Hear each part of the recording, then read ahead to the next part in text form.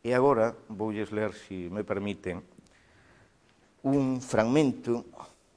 o empezo, dunha novela miña que se titula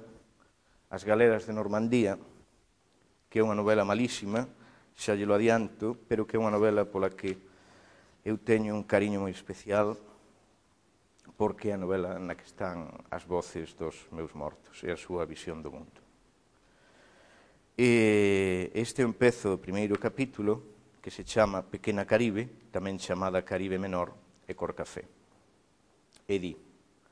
e agora, ao entrar na San Cristía, ve que sí, que tamén iso é certo, que as paredes están cheas de ollos, de bocas e de mans, de pinturas que ninguén puido pintar salvo os mortos e que parecen nacer baixo os tabiques, non sobre eles, como se viñesen do chan e subisen polo cal dos muros,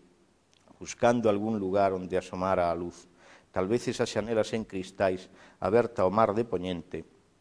que agarda polas negras galeras de Normandía.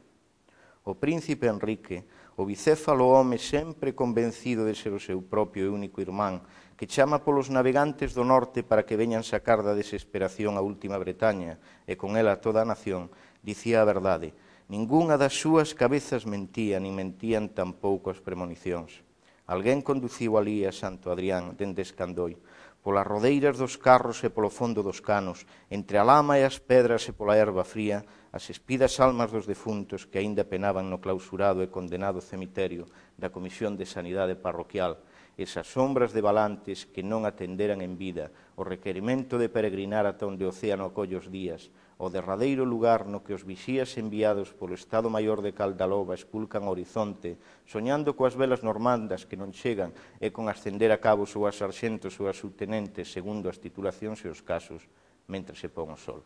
Coñécese que as ánimas que perderon case todas as partes do corpo no tránsito dos seus difíciles camiños, botaron a andar sen roupa, mesturándose coa terra, aproveitando as perforacións das miñocas que temen a claridade do día e os peteiros das galiñas, ademais de usando outros furados aínda menos presentables, para chegar canto antes ao santuario,